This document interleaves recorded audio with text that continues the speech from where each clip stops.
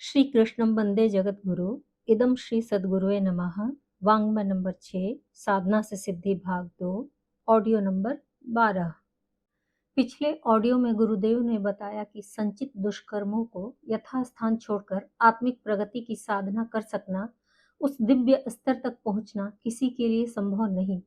यह सारा संसार कर्म व्यवस्था के आधार पर चल रहा है। ईश्वर का विधान है, जो जैसा करता है वैसा भोगता है। दुष्कर्मों का प्रतिफल कई रूपों में भुगतना पड़ता है। बाल बुद्धि के लोग अधीर हो पुण्य के संबंध में निराश और पाप के संबंध में निर्भय हो जाते हैं। माया के बंधन में जकड़े दिग्भ्रमित, भूल भुलैया में उलझते तथा भटकाओं में खिन्न, उद्विग्न बने दिखाई पड़ते हैं। सत्कर्म छिप सकते हैं, पाप नहीं। कषाय कल्मशों, दोष दुर्गुणों से लड़ने के लिए जो संघर्ष और पुरुषार्थ करना पड़ता है, उसी के विधि विधान को तप कहते हैं। हमारे वर्तमान प्रयत्न पूर्ण नहीं होते।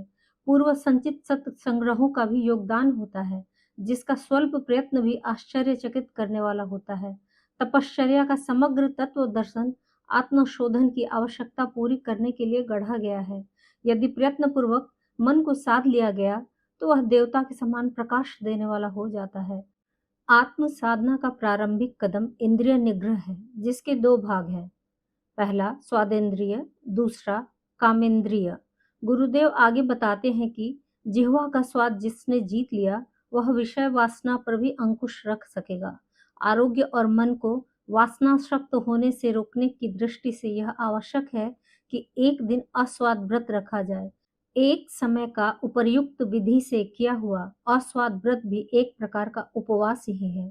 यह संयम साधना किसी समय चांद्रायण आदि व्रतों की मनोभूमि बना सकती है, जिससे इस जन्म में किए हुए पापों का प्रायश्चित करके अगले जन्म में प्रारब्ध योग शेष न रहने देने का भी महान पुरुषार्थ कर सकते हैं। हठ योग में कष्ट साध्य प्रक्रियाओं से गुजरते हुए शरीर को साधा जाता है। तब तितिक्षा चाहे स्वेच्छा से की गई हो अथवा मजबूरीवश स्वीकारी गई हो, उसके नियमित अभ्यास से दिव्य क्षमताएं जागृत होती हैं। गुरुदेव कहते हैं कि सामान्य लोगों को जप योग, ध्यान योग, लय योग, नाद योग जैसी सरल साधनाओं से ही काम चलाना चाहिए। निष्ठा और एकाग्रता से दिव्य विभूतियों के जागरण में ये भी वैसे ही समर्थ है जैसे हठ योग। ये शरीर और समय के अनुसार है, इसमें कोई दो मत नहीं है। अब आगे मनः संयम के सिद्धांत। आपको अपने दोष जानने के लिए अंतर्मुखी वृत्ति और सूक्ष्म बुद्धि रखनी चाहिए। शांतिपूर्वक सुनसान कमरे में आंख मीचकर बैठ जाइए और मन की क्रियाओं को देखते रहिए। अपने दोषों को दूर करने का ठीक उपाय जानना चाहिए। सदा मन को काम में लगाए रहिए। बराबर साधना करते रहिए। समय समय पर, जैसे सप्ताह में एक बार या महीने में एक बार, अपनी उन्नति देखते रहिए और इसका ब्यौरा रखिए। यदि एक उपाय से काम न बने तो दो उपायों को मिलाकर काम में लाना होगा। संतोष, लगन, श्रद्धा एवं दृढ़ निश्चय की साधना में आवश्यकता होती है। इन सद्गुणों को पैदा करके बढ़ाना होगा, तभी सफलता मिल सकती है। मार्ग में जो जो कठिनाइयां आ जाती हैं, उन्हें देखिए। आध्यात्मिक मार्ग कठिन है। हजारों मनुष्यों में से एक ही इस मार्ग का अनुकरण करता है। यत्न करने वालों में बहुत कम ही सफल होते हैं। बहुत से मनुष्य आधे मार्ग में ही साधना छोड़ देते हैं, क्योंकि आगे चलना उन्हें कठिन मालूम होता है। धैर्य और उत्साह युक्त साधक ही सच्चिदानंद अवस्था को प्राप्त करते हैं। ऐसी आत्माओं को धन्य है। जो काम मन नहीं पसंद करता, उसे करने की आज्ञा मन को दी जाए तो विद्रोह करने लगता है। प्यार से बहलाकर समझाया जाए तो वह फौरन मान लेता है। मन के साथ खींचातानी मत कीजिए, इससे शक्ति क्षीण होती है। सत्य में रहिए। विचार, ब्रह्म भावना और निधि ध्यासन के द्वारा आत्मा में रहिए। सारी बाधाएं स्वयं ही नष्ट हो जाएंगी। विचार उपाय की उपयोगिता इसके अभ्यास द्वारा समझ लीजिए। अपने मन और इंद्रियों पर विश्वास मत कीजिए। स्वयं अपने अंतर जगत में खूब छानबीन करें। स्त्री और धन आपके शत्रु हैं। ध्यान से देखो कि आप अध्यात्म मार्ग में उन्नति कर रहे हो, जहां थे वहीं हो या पीछे हट रहे हो। आपका मन एकाग्र है या व्यग्र है। यदि मन में व्यग्रता है तो धैर्यपूर्वक उपयुक्त प्रयत्नों से इस व्यग्रता के कारणों को एक एक करके दूर करना होगा। जब कभी आपको बड़ी चिंता हो, मन में गिरावट हो, बड़ा दुख हो, तो विचार करो कि आप आनंद के भंडार आत्मस्वरूप हो। मन को संसारी वस्तुओं और विचारों से हटाकर आत्मा पर लगा दो। एकांत स्थान में जाकर कहो, मैं आनंदमय आत्मा हूँ, मुझे दुख कैसे हो सकता है? दुख तो मन का लक्षण है। मैं तो मन से ऊपर हूँ। आत्मा आनंद, शक्ति और ज्ञान का भंडार है। मैं अनुभव करता हूँ कि मैं शुद्ध चैतन्य व्यापक चेतना हूँ, जो इन सब रूपों के पीछे छिपी हुई है। मैं आत्मा हूँ। मैं आनंद ही आनंद हूँ।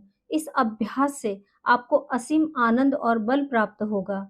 मन के स्वभाव को देखो, इसका विश्लेषण करो। इस मन के तीनों दोष, मल, विक्षेप और आवरण को दूर हटाओ। मन को पवित्र बनाकर स्थिर करो। इसे ईश्वर पर लगा दो। तीव्र विचार के निरंतर अभ्यास से मन को ईश्वर में भुला दो। मनोनाश की साधना का अभ्यास करो।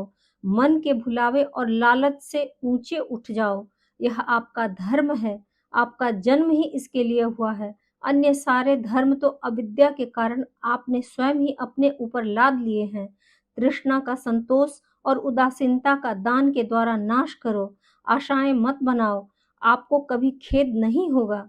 मोक्ष राज्य के 4 पहरेदारों में से एक संतोष है। संतोषी मन सदा तृप्त रहता है। यदि आपको संतोष होगा तो दूसरे 3 पहरेदार लगन, श्रद्धा एवं निश्चय भी आपकी सहायता करेंगे। इन चारों की सहायता से आप ब्रह्म ज्ञान प्राप्त कर सकते हो। इन 3 शब्दों को याद रखो। पवित्र करना, एकाग्र करना, मग्न कर देना। काम और क्रोधादि मलों से मन को शुद्ध कर लो। इच्छा रहित निस्वार्थ बुद्धि से कर्म करो। इससे मन निर्मल हो जाएगा। उपासना, प्राणायाम, त्राटक और चित्त वृत्ति निरोध का अभ्यास करो। इससे मन को एकाग्र करने में सहायता मिलेगी। फिर निरंतर गंभीर ध्यान का अभ्यास करो। आखिर में मन मग्न हो जाएगा। जल में शीतलता, अग्नि में तेज और वायु में गति किसने प्रदान की? यह इनके स्वभाव हैं। ऐसे ही मन का स्वभाव है वस्तुओं की ओर दौड़ना। बुद्धि का स्वभाव निश्चय करना। अहंकार का स्वभाव आत्मसंवेदन और चित्त का स्वभाव स्मृति है। जब आप अपनी छाया पर मिट्टी डालकर उसे दबाना चाहते हो तो छाया हमेशा ऊपर ही रहती है। इसी प्रकार जब आप संकल्पों को विवेक वृत्ति से नाश करने का यत्न करते हो तो वे बार बार प्रकट हो जाते हैं। मन को वस्तुओं की ओर से हटा लो और अपने गुरु के वचनों के अनुसार चलो। मन को शुद्ध करके निंदाकाश में स्थिर करो। समय पाकर मन का क्षय हो जाएगा, इसमें संदेह नहीं है। मोक्ष का अर्थ यह नहीं है कि समस्त सांसारिक कार्यों से भौतिक वियोग कर लिया जाए। इसका अर्थ ऐसी मानसिक स्थिति है जो सारी मलिन वासनाओं से रहित होकर संसारी वस्तुओं में सामान्य रूप से कार्य करता रहे। संसार में रहते हुए संसार के द्वारा ही ईश्वर प्राप्ति करनी चाहिए। गीता और योग वशिष्ठ का मुख्य उपदेश यही है। मन की रुचि जिस वस्तु में विशेष हो उसे ही त्यागना चाहिए। यदि आप बैंगन या सेव ज्यादा पसंद करते हैं तो पहले उनको ही छोड़ दो। आपको बहुत शांति, इच्छा शक्ति का, मन का निग्रह प्राप्त होगा। मन के सारे सुख केंद्र नष्ट कर दो, जैसे स्वादु वस्तुओं का बार बार भोजन, अधिक गपशप करना, सैर करना, गाना सुनना और स्त्रियों की संगति में रहना। इन सबको धीरे धीरे सावधानी से छोड़ते चले जाओ।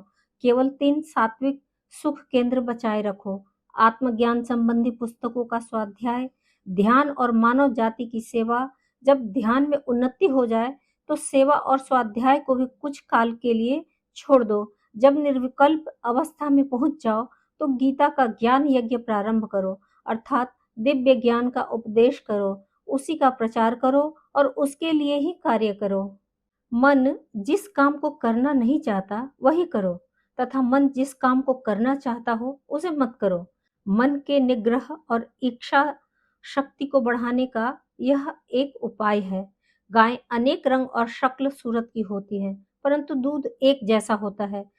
यदि रीति, आचार, वेशभूषा और भोजन के भेद को निकाल दिया जाए तो संसार के सारे मनुष्य समान हैं। उनके भाव और भावनाएं संसार भर में समान ही होती हैं। अनेक देशों में भाषा की भिन्नता होती है, परंतु इन भाषाओं के पीछे छिपा हुआ विचार एक समान होता है। भिन्नता द्वैत और अनेकता में एकत्व है। निद्रा में एक रस होता है जिसका अनुभव सब समान रूप से करते हैं। निद्रा में नाना भाव नहीं होते। इसी प्रकार पदार्थों के पीछे भी एक सजातीय तत्व आत्मा या ब्रह्म है। यही आपका सच्चा स्वरूप है। संसार की किसी भी वस्तु में सुख नहीं है। यह अज्ञान का विचार है कि हमको विषय पदार्थों से अथवा मन से सुख प्राप्त होता है। जब कभी हमें वासना तृप्ति का अनुभव होता है तो हम देखते हैं कि मन अपने अधिष्ठान आत्मा में लौट जाता है और आत्म सुख का आनंद लेता है। इष्ट वस्तु की प्राप्ति करके मन अंतर्मुख हो जाता है और आत्मानंद प्राप्त कर लेता है। अनेक प्रकार की घृणा और बैर भाव से दोष निकालना, चिढ़ाना, निरादर करना, असंगत आलोचना, बुरा बताना, झूठे किस्से फैलाना, पीछे निंदा करना, छोटे से दोष को भी बहुत बड़ा करके बताना और शिकायत करना, ये सब बातें निकलने लगती हैं। इन्हीं से मनुष्य के मन की तुच्छता का पता लगता है। इन बातों को दूर कर देना चाहिए। सदा प्रसन्न रहो, हंसते और मुस्कुराते रहो। उदास मन ईश्वर का विचार ही कैसे कर सकता है? आपका स्वभाव ही प्रसन्नता है। सब साधकों को यह प्रसन्नता का स्वभाव बना लेना चाहिए। मन में हर्ष का अतिरेक मत होने दो। जैसा पहले बता चुके हैं, मन सदा सीमा का उल्लंघन करता है। यह या तो असीम उदासी या असीम प्रसन्नता ग्रहण करता है। ज्यादा खुशी में मन कभी शांत नहीं हो सकता। मन को प्रसन्न और शांत रहने दो। हर्ष और शोक के अतिरेक से ठेस लगने पर मनुष्य की मृत्यु हो जाती है। गुरु वस्तुतः अपनी आध्यात्मिक शक्ति शिष्य को प्रदान करता है। एक विशेष आध्यात्मिक स्पंदन गुरु की ओर से शिष्य के मन की ओर जाता है। श्री रामकृष्ण परमहंस ने अपनी आध्यात्मिक शक्ति यथार्थ में स्वामी विवेकानंद को दे दी थी। ईसा मसीह ने भी अपने शिष्यों के साथ ऐसा ही किया था। समर्थ गुरु रामदास ने एक वैश्या पुत्री को, जो उन पर मोहित हो रही थी, इसी प्रकार की शक्ति प्रदान की थी। उस पर दृष्टि जमाकर समाधि प्राप्त करा दी। उसकी काम वासना जाती रही और बहुत धार्मिक बन गई। महाराष्ट्र के एक संत मुकुंद राय ने बादशाह को समाधि प्राप्त करा दी थी। बाह्य पदार्थों से मिलने वाला सुख क्षणभंगुर होता है। वह केवल नाड़ी संचालन और मानसिक भ्रम होता है। शरीर दुख और रोग का स्थान है। धनोपार्जन करने और उसकी रक्षा करने में बड़ा कष्ट होता है।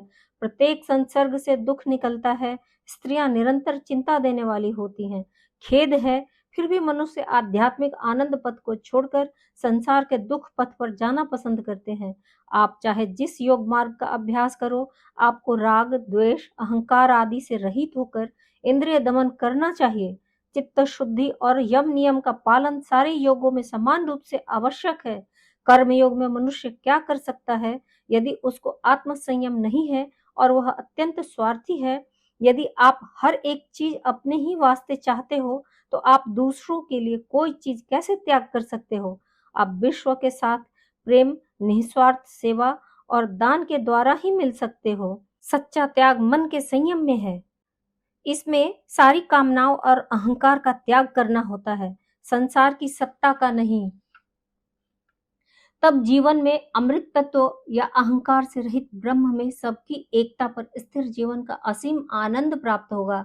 केवल चित्त त्याग ही सबका त्याग कहलाता है। मन ही सब कुछ है और इसके संयम से सबका त्याग हो जाता है। इस प्रकार के मानसिक त्याग के द्वारा आप सारे दुख से मुक्त हो जाओगे। संन्यास केवल मानसिक अवस्था है। वास्तव में मन को गेरुआ रंगने की आवश्यकता है, कपड़ों को नहीं। जो अहंकार और वासनाओं से रहित हैं, जिनमें सारे सात्विक सद्गुण हैं, वह यद्यपि संसार में परिवार के साथ रहता है तो भी वह सच्चा सन्यासी है। रानी चुड़ाला एक सन्यासिनी रानी थी, यद्यपि वह राज्य का कार्यभार संभालती थी। जो सन्यासी जंगल में रहकर भी वासनाओं से भरा हुआ है, वह गृहस्थ और संसारी अज्ञानी से भी गया बीता है। चाहे शिखी ध्वज वर्षों जंगल में नंगा रहता रहे तो भी वह संसारी ही बना रहेगा। बहुत से मनुष्यों ने सच्चे त्याग का मतलब नहीं समझा है। सारी वासनाओं, अहंकार और काम का त्याग ही सच्चा त्याग है। यदि आपका मन निर्मल है, आसक्ति, वासना और अहंकार से रहित है, तो चाहे आप जंगल में रहे या शहर में, श्वेत वस्त्र पहने या गेरुआ, सिर मुड़वा ले या जटा बढ़ा ले, आप सन्यासी ही हो। मन की शुद्धि तब होगी जब सारी कामनाओं से हीन होकर सुख और दुख में उदासीन रहे, कोई वस्तु इसको आकृष्ट न कर सके, तभी यह माया के फंदे से दूर हो जाएगा। जैसे पिंजरे से निकला हुआ पक्षी इच्छानुसार आकाश में घूमता है, जब मन में वैराग्य उत्पन्न होता है तो ईश्वरीय ज्ञान के लिए द्वार खुल जाता है। संसारी वस्तुओं के भोग से सच्ची स्थायी तृप्ति नहीं मिलती। यह जानकर भी कि संसारी पदार्थ अनित्य है और संसार दुखपूर्ण है, मनुष्य संसारी पदार्थों की ओर ही दौड़ते हैं। यही माया है। जब मन आत्मा में स्थिर हो जाएगा तभी नित्य तृप्ति मिलेगी, क्योंकि आत्मा परिपूर्ण है। आत्मा में आपका सब कुछ मिल जाता है। आत्म साक्षात्कार से सारी इच्छाएं तृप्त हो जाती हैं। इस विद्रोही मन के निग्रह के सिवाय इस संसार में और कोई नौका नहीं है जिसके द्वारा जन्म मरण के सागर को पार किया जा सके। जिन्होंने वासनाओं और कामनाओं से पूर्ण मन रूपी सर्प का निग्रह कर लिया है, केवल वे ही मोक्ष प्राप्त करेंगे। विवेक की वृद्धि करके एकाग्र मन के द्वारा चंचल मन के भ्रम जाल का नाश कर दो। जैसे लोहे से लोहा काटा जाता है, बुद्धिमान पुरुष मैले वस्त्र को साबुन से ही साफ करता है। घातक आग्नेयास्त्र का प्रतिघात वरुणास्त्र से होता है। सर्प दंश का विष दूसरे विष के इंजेक्शन से ही दूर होता है। यही बात जीव के लिए भी सत्य है। जो आपको ईश्वर से जुदा करता है वह मन है। इसको ओंकार चिंतन या भक्ति के द्वारा हटा दो तो आपको ईश्वर का दर्शन हो जाएगा। आत्म संयम की साधना। मानव जीवन में संयमशीलता की आवश्यकता को सभी विचारशील व्यक्तियों ने स्वीकार किया है। सांसारिक व्यवहारों एवं संबंधों को परिष्कृत तथा सुसंस्कृत रूप में स्थित रखने के लिए संयम की अत्यंत आवश्यकता है। संसार के प्रत्येक क्षेत्र एवं जीवन के प्रत्येक पहलू पर सफलता, विकास एवं उत्थान की ओर अग्रसर होने के लिए संयम की भारी उपयोगिता है। विश्व के महान पुरुषों की जीवनियों का अध्ययन करने पर पता चलता है कि उन्होंने जीवन में जो भी सफलता, उन्नति, श्रेय, महानता, आत्म कल्याण आदि की प्राप्ति की, उनके कारणों में संयमशीलता की प्रधानता है। संयम के पथ पर अग्रसर होकर ही उन्होंने अपने जीवन को महान बनाया। इसमें कोई संदेह नहीं कि संयमशीलता के पथ पर चलकर ही मनुष्य सही मानव बनता है, देवता बनता है और बनता है जन जन का प्रिय, जिसके पीछे चलकर मानव जाति धन्य हो जाती है। अपनी मानसिक वृत्तियों, बुरी आदतों एवं वासनाओं पर काबू पाना ही संयमशीलता के पथ पर अग्रसर होना है। इससे मनुष्य की शक्तियों का व्यर्थ ही ह्रास न होकर केंद्रीयकरण होने लगता है, जो जीवन में एक विशेषता ला देती है और जिसके कारण मानव क्या से क्या बन जाता है। अपने विकारों पर नियंत्रण करने तथा हानिकारक आदतों से छुटकारा पाने के लिए जो चेष्टा व क्रिया की जाती है, उसी का नाम संयम है। यह कार्य इतना सरल नहीं है जितना कि इसके अर्थ को समझ लेना। जब इसे क्रिया क्षेत्र में अथवा साधना क्षेत्र में उतारा जाता है तो संयमशीलता का पथ बड़ा कठिन जान पड़ता है। अपनी एक छोटी सी बुरी आदत अथवा मानसिक विकार पर नियंत्रण कर लेना कितना मुश्किल होता है, यह वे लोग अच्छी तरह जानते हैं जो इस पथ पर चलते हैं। जो मानसिक विचार, वासनाएं अथवा बुरी आदतें जितने समय अपना घर किए होती हैं, वे उतनी ही प्रबल और दुर्दमनीय होती हैं। उन्हें पछाड़ देना साहसी एवं शूरवीरों का ही कार्य है। किसी आदत को, वासना अथवा विकार को देख लीजिए, जब वह घर कर लेता है तो उसे निकालना बड़े साहस का काम होता है। उदाहरणार्थ, बीड़ी, तंबाकू या पान का उपयोग करने वाले व्यक्तियों को देख सकते हैं। ये आदतें बड़ी सरलता से घर कर लेती हैं, किंतु इनका छोड़ना कितना कठिन कार्य होता है। संयमशीलता के दुर्गम पथ पर चलने के लिए अपने विचारों, आदतों तथा वासनाओं पर नियंत्रण करने के लिए निम्न बातों का सहारा लेना आवश्यक है। पहला, आत्म संयम के पथिकों को प्रतिदिन अपना आत्मनिरीक्षण करते रहना अत्यावश्यक है। अपने विचारों तथा कृत्यों के बारे में सदैव सूक्ष्म निरीक्षण करते रहना चाहिए। विचारों तथा कार्यों का परस्पर घनिष्ठ संबंध होता है। जो विचार होंगे वे ही क्रिया रूप में परिणत होंगे। इसलिए बुरी विचारधारा से सदैव बचना चाहिए। साथ ही उन विचारों से किए जाने वाले कृत्यों से दूर रहना भी आवश्यक है। सायंकाल को सोने से पूर्व अपने दिन भर के कार्यों एवं विचारों का निरीक्षण करना चाहिए। संयम के विरुद्ध जो कार्य, विचार आदि किए हैं उनके लिए सच्चे हृदय से प्रायश्चित करना तथा भविष्य में न करने का संकल्प लेना आवश्यक है। इसी प्रकार प्रातःकाल अपनी पिछली कमियों को ध्यान में रखते हुए दिन भर में वे व्यवहार में न आए, इससे सचेत होकर अपनी दिनचर्या की योजना बनानी चाहिए। इस प्रकार प्रतिदिन आत्मनिरीक्षण करने से संयमशीलता की ओर, चरित्र गठन की ओर सरलता से बढ़ा जा सकता है। इस प्रकार आत्मनिरीक्षण के लिए एक दैनंदिनी बना लेनी चाहिए। इससे अपनी संयम साधना में काफी सहयोग मिलेगा। दूसरा, आत्म संयम के अभिलाषियों को अपने दोषों, बुराइयों को जानबूझकर छिपाना, उन पर कृत्रिमता का पर्दा डालकर ढक देना अथवा उन्हें स्वीकार करने में संकोच करना सर्वथा अनुपयुक्त है। चरित्र गठन या आत्म संयम के लिए अपनी बुराइयों को मुक्त कंठ से स्वीकार करना होगा। इसका अभ्यास स्वयं से शुरू करना चाहिए। एकांत में बैठकर अपने हृदय के समक्ष अपनी बुराइयों, दुष्कृत्यों एवं दुर्विचारों पर विचार करके उन्हें स्वीकार करना होगा। तीसरा, संयमशीलता के लिए नैतिक बल को भी बढ़ाना आवश्यक है। ज्यों-ज्यों मनुष्य का नैतिक स्तर ऊंचा होता जाएगा, त्यों-त्यों ही विचारों एवं कार्यों में संयम बढ़ेगा। चौथा, संयम साधना में संगति एवं स्थान का भी काफी प्रभाव पड़ता है। दुष्चरित्र एवं दुर्विचारों वाले व्यक्तियों में तथा उन स्थानों में जहां असंयम का वातावरण व्याप्त होता है, संयम साधना में सफलता प्राप्त नहीं की जा सकती, क्योंकि इनसे अपनी बुरी आदतों, दुर्विचारों एवं दुष्कृत्यों को और भी प्रोत्साहन मिलता है, जिसके कारण मनुष्य अपने पवित्र लक्ष्य में असफल हो जाता है। कभी-कभी संयोग से अपने इष्ट मित्रों के प्रभाव से या स्वच्छ एवं सात्विक वातावरण में रहकर तथा महापुरुषों का संग करके मनुष्य बड़ी-बड़ी खराब आदतों एवं दुर्विचारों को त्याग देता है और जीवन में काफी उन्नति कर जाता है।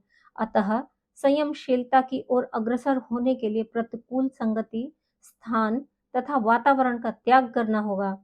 पांचवा, संयम साधना के पथ पर चलना कोई आसान कार्य नहीं है। जब मनुष्य को उसकी बुरी आदतें, दुर्विचार व वासनाएं पछाड़कर पटकती हैं, तब अच्छे-अच्छे धैर्यवानों का धैर्य छूट जाता है, निराशा टपकने लगती है और सफलता का भविष्य संदिग्ध दिखाई देता है। असंयम के शैतान से लड़कर उस पर विजय प्राप्त करना कोई आसान कार्य नहीं है। अतः इसके लिए अट्टू साहस और धैर्य की आवश्यकता है। धैर्य और साहस के साथ इस ओर निरंतर प्रयत्न करने पर अवश्य ही संयम साधना पूर्ण होती है। मनुष्य अपने लक्ष्य में सफल हो जाता है। जल्दीबाजी अथवा अधीरता से लक्ष्य तक पहुंचना प्रायः असंभव ही होता है। छठवां, किसी भी महान उद्देश्य अथवा पवित्र लक्ष्य की ओर अग्रसर होने के लिए किसी माध्यम अथवा आधार की आवश्यकता होती है। प्रारंभिक स्थिति में साधक के हृदय की दुर्बलता अथवा मानसिक कमजोरी होती है, क्योंकि सभी तो महात्मा नहीं होते। अतः चरित्र गठन अथवा संयम साधना के पथ पर अग्रसर होने के लिए बाह्य क्रिया अथवा अन्य साधना विधि की आवश्यकता पड़े तो कोई आश्चर्य की बात नहीं है। इसी तथ्य को समक्ष रखकर भारतीय ऋषियों ने मनुष्य के लिए भिन्न-भिन्न साधना विधियों का निर्धारण करके उन्हें धर्म से जोड़ा एवं प्रत्येक मानव का आवश्यक धर्म कर्तव्य घोषित किया है। अतः जप, ध्यान, धारणा, प्रत्याहार, यम नियम आदि की साधनाएं मनुष्य की संयमशीलता के लिए बहुत ही महत्वपूर्ण माध्यम है। इनके अनुसार अभ्यास करने पर मनुष्य अपने जीवन में संयमशीलता में सफलता प्राप्त करके महान एवं पवित्र जीवन का निर्माण कर सकता है। अभी गुरुदेव ने अध्याय 2 योग और तप साधना द्वारा दिव्य शक्तियों का उद्भव में बताया कि आत्म प्रगति के आधारभूत साधन योग और तप है। योग का उद्देश्य क्या है? राजयोग के प्रारंभिक अनुशासन कैसा हो?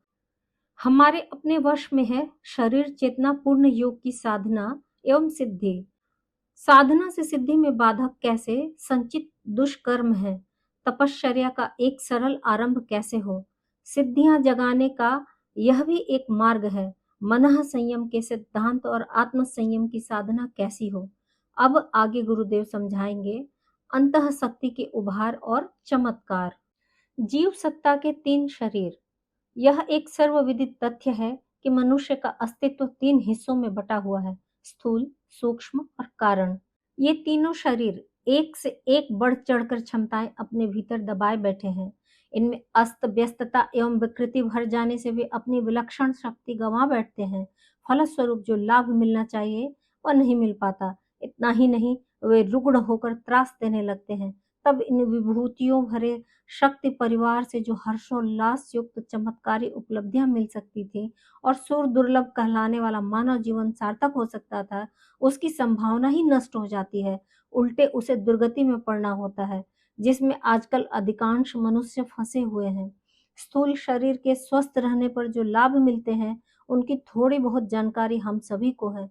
निरोग शरीर देखने में सुंदर और सुडौल लगता है। उसका रूप खिले फूल की तरह सभी को मोहता और आकर्षित करता है। अधिक श्रम करना, कठिन कामों को सहज निपटाकर स्वयं लाभान्वित होना और दूसरों पर उसकी छाप छोड़ना निरोग स्थिति में ही संभव होता है।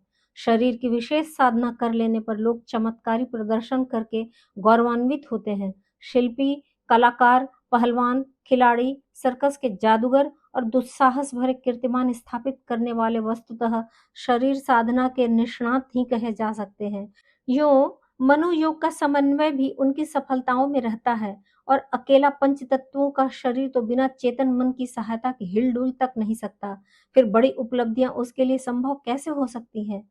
यह मनोयोग जो शरीर संचालन के काम आता है, स्थूल शरीर का एक ही भाग माना गया है। इसी से मन को 11वीं इंद्रिय कहते हैं। स्थूल शरीर की सक्षमता के फलस्वरूप ही संसार के अनेकानेक भौतिक उपलब्धियां मिलती हैं। सांसारिक सुखद वस्तुओं को प्राप्त करने और व्यक्तियों को सहयोग देकर बदले में सहयोग पाने का आनंद लेने में शारीरगत सक्रियता ही प्रधान कारण होती है। कर्म की महिमा सर्वत्र दृष्टिगोचर होती है। कर्म फल से ही सुख दुख मिलते हैं। कर्म का स्थूल परिमाण शरीरगत सक्रियता के साथ ही जुड़ता है। दंड पुरस्कार इसी कर्मशीलता के आधार पर मिलते हैं। शरीर को सही स्थिति में रखना और उसे अमुक स्तर की सफलताएं प्राप्त करने के लिए आवश्यक प्रशिक्षण देकर उपयुक्त बनाना, इसी को शरीर साधना कहते हैं।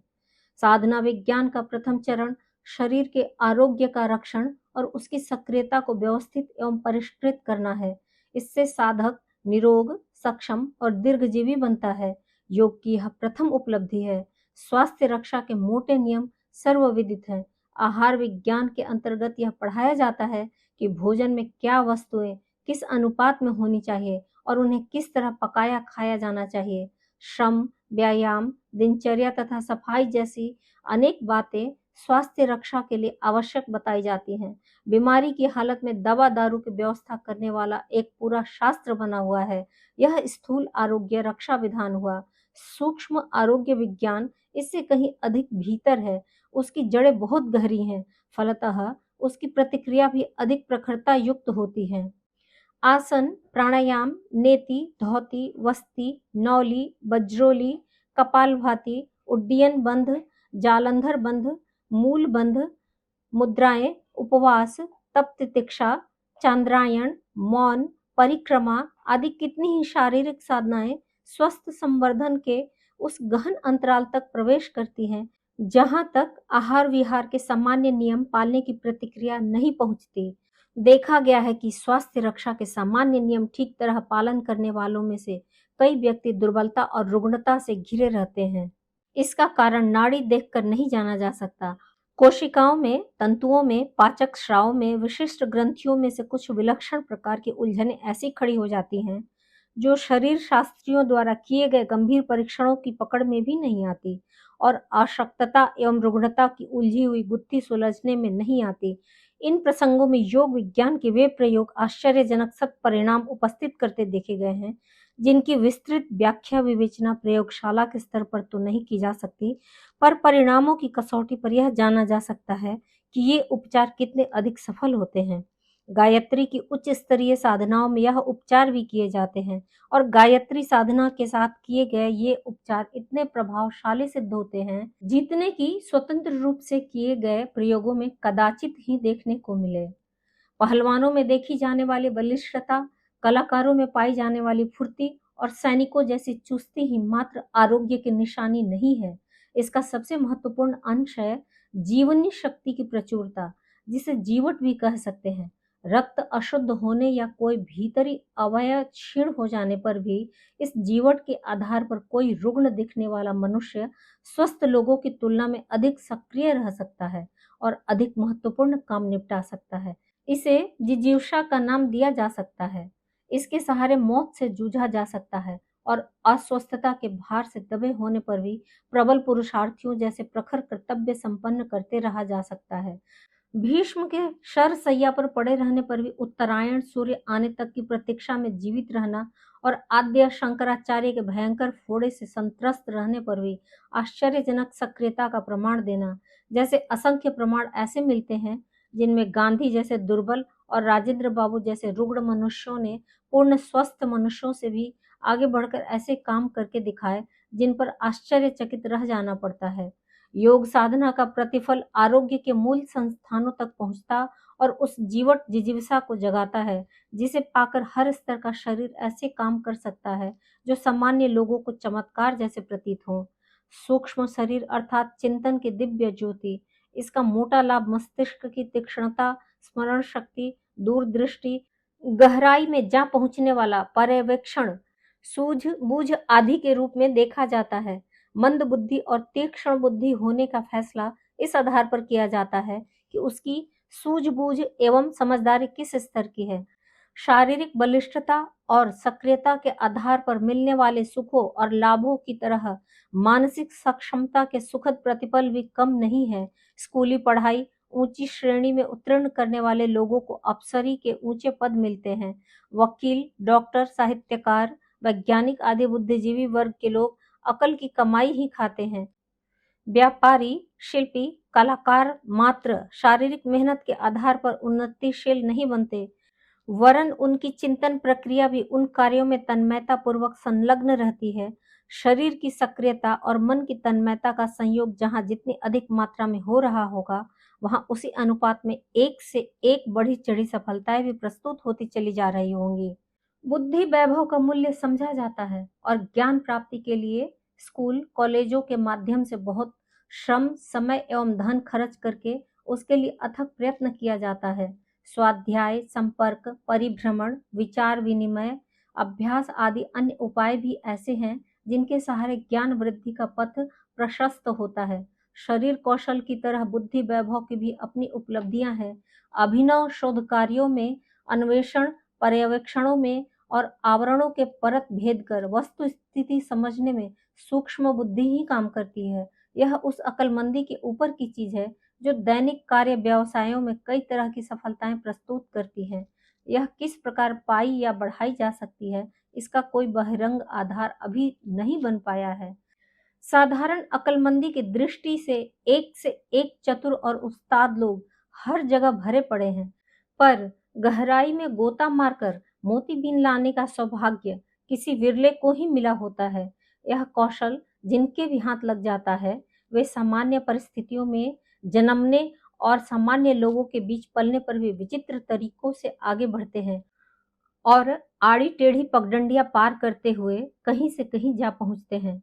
उनके दूसरे साथी आश्चर्य करते रह जाते हैं कि बहुत समय तक एक सी स्थिति में रहने पर भी एक इतना आगे निकल गया और दूसरा जहां का तहां रह गया। परिस्थितियों से श्रेष्ठतम लाभ उठा लेने की सूझबूझ का बाहुल्य अथवा अभाव ही इस अंतर का कारण है।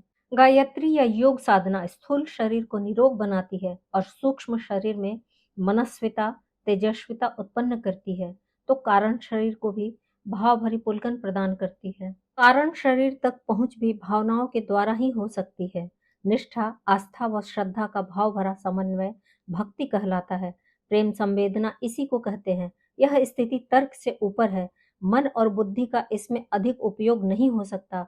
भावनाओं की उमंग भरी लहरें ही अंतःकरण के मर्म स्थल का स्पर्श कर पाती हैं। मनुष्यों में भी दो प्रेमी जन जब मिलते हैं तो भाव विभोर हो जाते हैं और आनंदातिरेक का अनुभव करते हैं। भाव भरी पुलकन केवल विश्वस्त, परम प्रिय एवं आत्मीयों के मिलने पर ही उभरती है। इसलिए भगवान के प्रति अत्यंत उच्च स्तरीय मान्यताएं रखकर पुलकन भरे मिलन का एक दूसरे में विलीन हो जाने की गहन आस्था की अनुभूति को भक्ति योग कहते हैं। लय योग इसी को कहा गया है। आत्मसमर्पण और तादम्य भी इसी का नाम है। आज का स्वाध्याय यहीं तक। सभी को प्रणाम। 21वीं सदी उज्जवल भविष्य। भारत माता की जय। जय। प्रणाम सभी को। वाङ्मय अर्थात साहित्य, शब्द, भावना और विचार का संग्रह। योग ऋषि पंडित श्रीराम शर्मा आचार्य जी की इस धरोहर को ऑडियो रूप से सुनने के लिए चैनल को लाइक करें, सब्सक्राइब करें और नोटिफिकेशन ऑन करें। आइए गुरुदेव की वाणी जन जन तक पहुंचाएं। सभी को आभार।